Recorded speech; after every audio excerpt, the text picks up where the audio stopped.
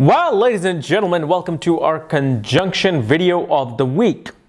And this week we're going to be covering our conjunction of Moon, Venus, Saturn and Ketu. And what happens when Moon, Venus, Saturn and Ketu are conjunct in your particular horoscope. And as always, if you do not know, if you have this conjunction, what are planetary placements you have, all your nakshatras. For that, check out the links here. Check out my full astrological report, including my books, Astrology, Conjunction, Aspects, and Mahadashas at the Speed of Light, including all my consultations at this link and my 2 new consultations that I put up today. So, Moon, Venus, Saturn, Ketu conjunction.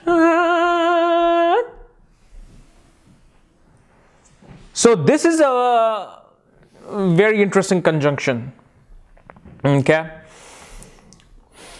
This is a conjunction.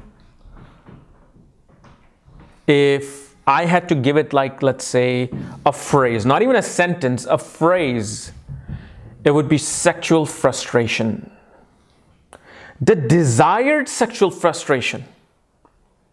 Meaning, on one end, the person, the native who has this conjunction desires a sexual union, desires a romantic union, desires a sensual union, but at the same time they are not able to feel it and get it. Even let's say they're with somebody who they totally have a chemical link with, okay, chemical reaction to, but even then they will not find that satisfaction early in their life. Why is it that they feel this frustration? It's very simple. First of all, Moon is, as you know, is the mind, and mind gets affected the most. If you hear some news, your mind gets affected. Somebody tells you something, your mind gets affected. You read something, your mind gets affected. Mind is a very, very soft, spongy thing. So mind is conjunct Venus, which is love, romance, creativity, luxury, arts, media. Then you have Saturn, which is restriction and boundaries and contracts and being confined by laws and policies, sacrifice, duty, and commitment. And then you have Ketu, which is kind of like the shadow of Saturn. Ketu kind of separates the person from what they desire for.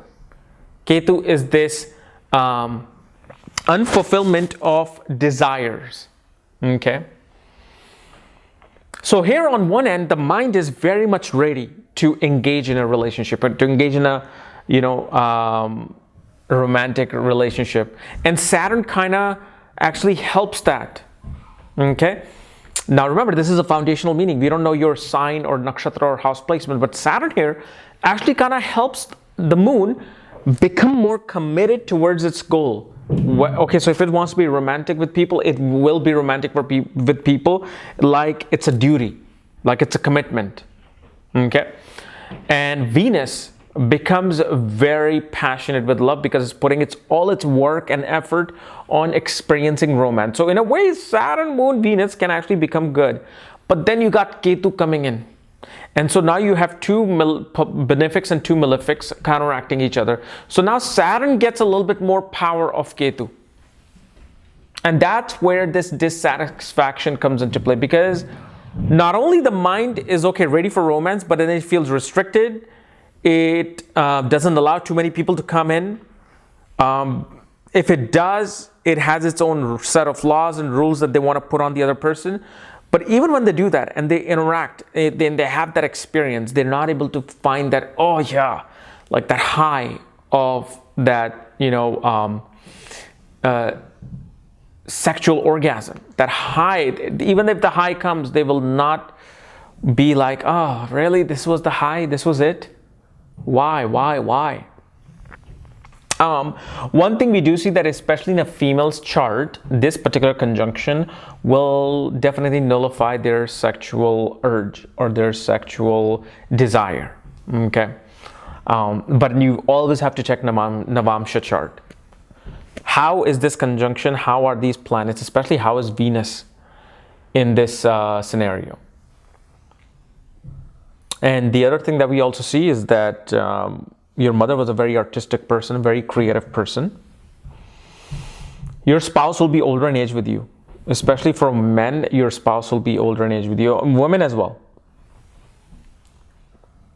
And your spouse will be very disciplined, structured, very picky, and she will be, especially in the beginning, whether it's an arranged marriage or love marriage, in the beginning, she will not let you in her world. You kind of have to work your way. You have to like chisel your way into getting in her world. But once you win, the seal gets put on. Like, okay, we're it. Now, this can become completely opposite if this conjunction occurs in a certain sign and nakshatra. If it occurs in these particular 2 or 3 nakshatras and sign, they may actually become sexually free. They will not restrain themselves in terms of who they let in. They might let everybody in their world for sexual experience.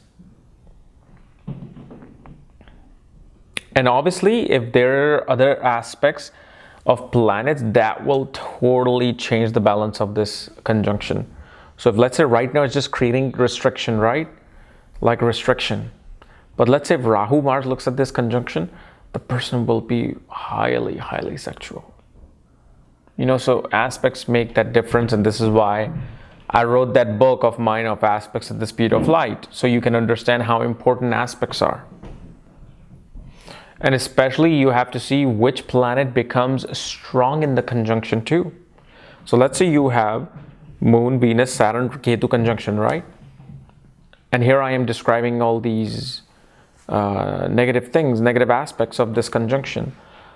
What you may not understand, if it occurs in Taurus, who has the upper hand in Taurus?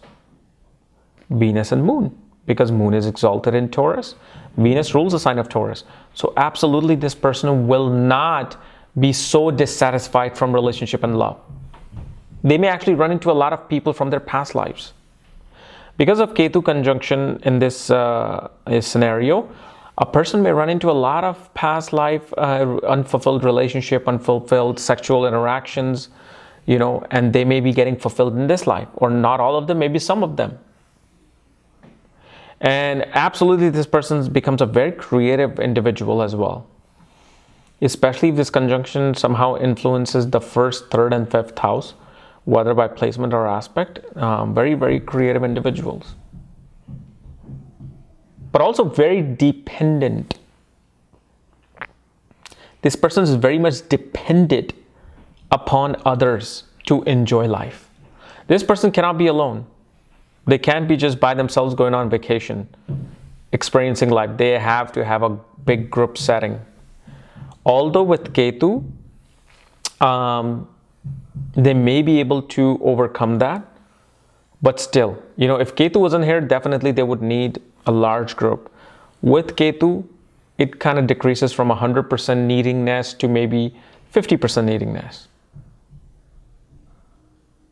And education-wise, either a person tries to go into fields of pharmaceuticals, botany, technical designing, music. Okay. So guys, this was my analysis of Moon, Venus, Saturn, Ketu conjunction. If you're new to my channel, subscribe below. And if you want to know where your conjunction is placed, all your astrological details, my books, reports, consultations, check out the links here. Otherwise, we'll see you tomorrow. Bye-bye.